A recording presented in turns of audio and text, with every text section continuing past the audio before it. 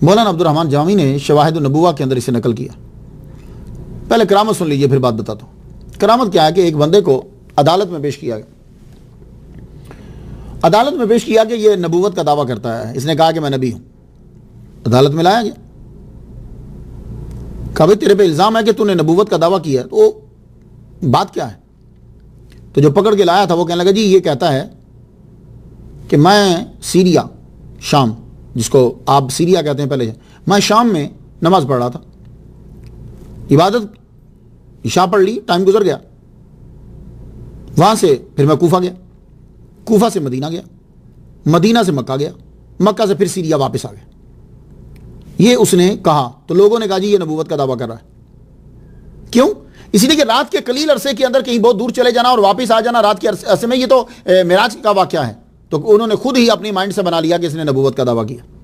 अब लोगों की आदत ये होती है, जब उनको दुश्मनी हो ना तो फिर वो अपनी तरफ से ऐड करके बात खुद ही बना, जो नहीं है उसका तज़किरा भी कर देंगे।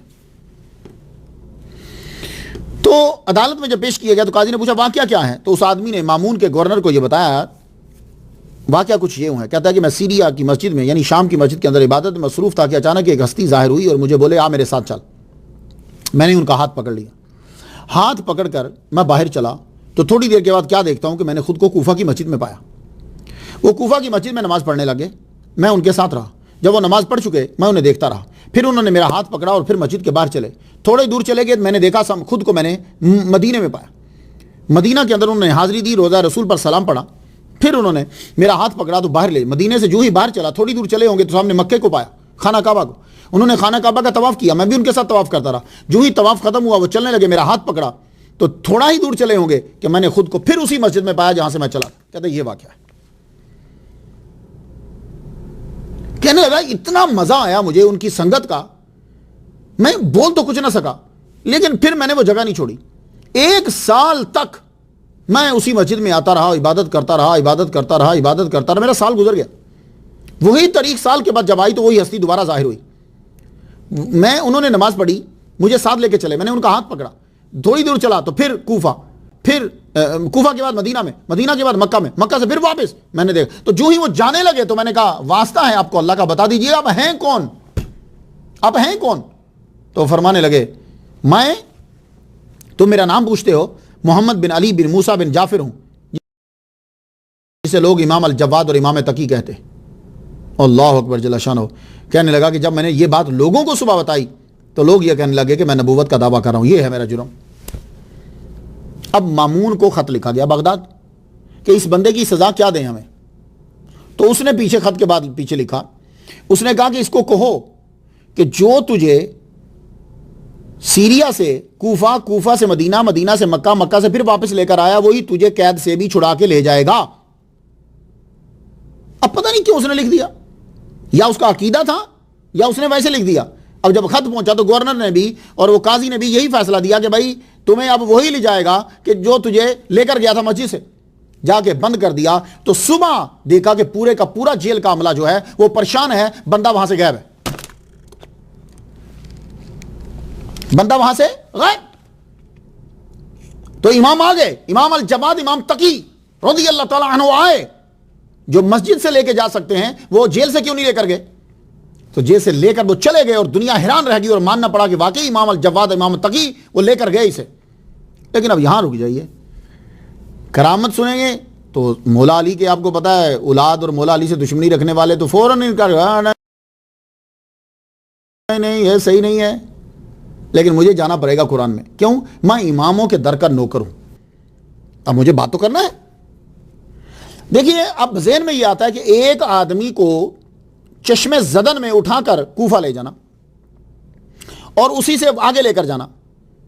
जो आदमी करामत का इनकार कर देता है कि ऐसा हो नहीं सकता, उसने कुरान को पढ़ा ही नहीं। मैं आपको ले जाना चाहूंगा हजरत सुलेमान अलैहिस्सलाम के दौर में।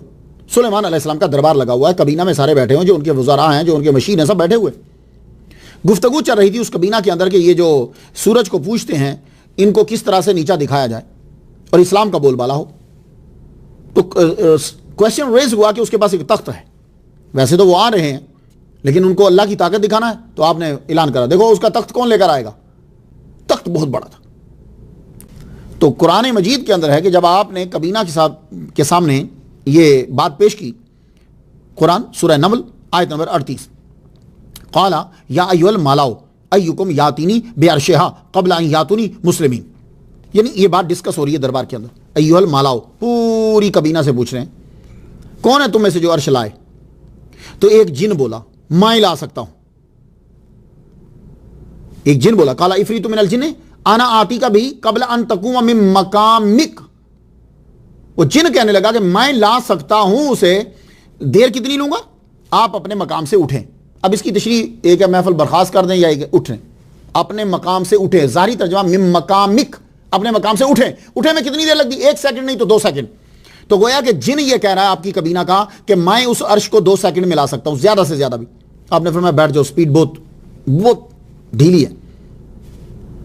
यानी आप इससे भी ज्यादा स्पीड वाजे करना चाहते हैं तो फिर आपका खालाजाद भाई, आपका कजन और आपका कातिब और बचपन से जिसकी आपने परवरिश की है, आसफ इब्न बरखिया बोले। मुफस्सिर ये लिखते हैं, कुरान कहता है काल अल्लज़ी इंदहु, सूरह नम्ल है और आयत नंबर 40 है, काल अल्लज़ी इंदहु इल्मु मिनल किताब आना आतीका बिही क़ब्ल अन यरतद्दा इलैका तरफुक ट्विंकलिंग विद वन एन आई। पलक झपकने से पहले लेकर आऊंगा। ये आतीका बिही है, बा से मुतद्दी हो गया ना, मैं लेकर आऊंगा वही जो जाऊंगा भी हो। तो आप दरबार में हैं, सुलेमान अलैहिस्सलाम के खालाजाद भाई आसफ इब्न बरखिया, आपका कातिब ये कह रहे हैं कि मैं लाऊंगा आना आती का भाई, पलक झपकना। ये पलक झपकना जो है इंतहाई तेज रफ्तार है इंसान के लिए, इससे और तेज रफ्तारी की दलील कोई मिसाल हो नहीं सकती। आप उस तख्त को लेकर आए, जब तख्त लेकर आए, लाकर सामने रख दिया। कुरान अब क्या कहता है, अल्लाहु अकबर जल्ल शानहु, कुरान कहता है फलम्मा रआहु मुस्तक़िर्रन इंदहु क़ाल हाज़ा मिन फ़ज़्ल रब्बी। जब उस तख्त को सामने पड़ा हुआ देखा तो कहने लगे हाज़ा मिन फ़ज़्ल रब्बी, ये मेरे रब का फजल है। आए हाय हाय, क्या बात है, ये मेरे रब का फजल है। तो हजरत आसफ इब्न बरखिया ने या हय्यु या क़य्यूम या ज़ल जलाल वल इकराम पढ़कर चश्मे ज़दन, ट्विंकलिंग विद वन एन आई, पलक झपकने में अर्श को, वो तख्त को लेकर आगे। वो कितना भारी है जाके पढ़ लीजिएगा, बंदे से ज्यादा भारी है, क्योंकि बंदा जो उसमें बैठता है, हीरे जवाहरात सोना चांदी सब लगा है। तो लेकर आ गए, ना नक्शा लिया, ना चाबियां ली, ना बंदे लिए, लेकर आ गए। तो बस हाथ जोड़ के अर्ज करना चाहता हूं मौला अली से और मौला अली के बच्चों से खार रखना छोड़ दो इसे यार, कि जब एक आदमी सुलेमान अलैहिस्सलाम का, जिसके पास या हय्यो या क़य्यूम या ज़ल जलाल वल इकराम और थोड़ा सा इल्म है ज़बूर का, वो तो चश्मे ज़दन में तख्त उठा के ले आए। तो इमाम ने अगर किसी का हाथ पकड़ा था तो क्या बंदा भारी होता है या अर्श भारी होता है? और भाई बंदा हल्का होता है, अर्श भारी होता है। तो तख्त उठा कर ले आए। तो इमाम अल जवाद, इमाम तकी तो मेरे नबी का खून है और कुरान का इल्म रखने वाले, और इमाम रिजा ने कुरान सिखाया है। बात समझ आ गई? मैं थोड़ा सा आगे ले जाऊं आपको, इमाम का सदका और ले, ताकि आपको पता चले कि जमीन सिमट जाती है। वलियों को सुनने वालों, ये वलियों का सदका और इमाम का सदका है, जमीन सिमट जाती है। मैं मुस्लिम शरीफ से दलील देना चाहता हूं। मुस्लिम शरीफ में यह हदीस नंबर 5018 है। इस हदीस के अंदर तवील हदीस है, मैं खुलासा बयान करना चाहता हूं। इस हदीस के अंदर यह है कि एक आदमी ने 99 कत्ल कर दिए। वो एक बंदे के पास गया, राहिब के पास, कहने लगा कि मेरी तौबा हो सकती है। उसने कहा तूने 99 कत्ल किए, तेरी तौबा नहीं हो सकती। उसने राहिब भी मार दिया, 100 पूरे कर दिए। फिर वो एक बंदे के पास गया, कहने लगा मेरी तौबा हो सकती है। उसने कहा कौन है जो अल्लाह और तेरे दरमियान हायल हो जाए, लेकिन यह है कि तू इस ज़मीन से निकल जाए, ये तेरे लिए अच्छी नहीं है, क्योंकि तू यहां कत्ल करा। वो उस ज़मीन पर चला जा, वहां चंद बंदे हैं जो अल्लाह की इबादत कर रहे हैं, तू उनके पास जाके बैठ जा, अल्लाह ताला तेरी तौबा कबूल कर ले।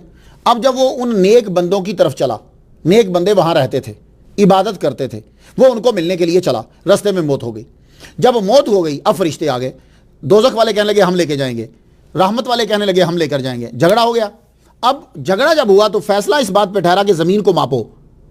जमीन अगर ये वलियों के करीब है, इबादत करने वालों के करीब है, तो जन्नत में जाएगा, अगर उनसे दूर है तो फिर दोज़ख में जाएगा। तो यही तो हमारे सिलसिला शुरू किया है कि तुम वलियों के करीब आ जाओ।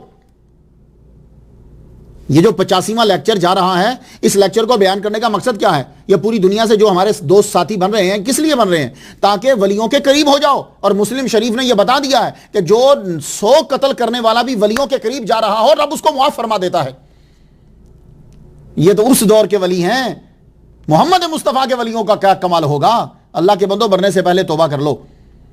तो ये जुमला अगर समझ में आ गया, जिंदगी कामयाब हो गई। मुस्लिम शरीफ हदीस नंबर 5018।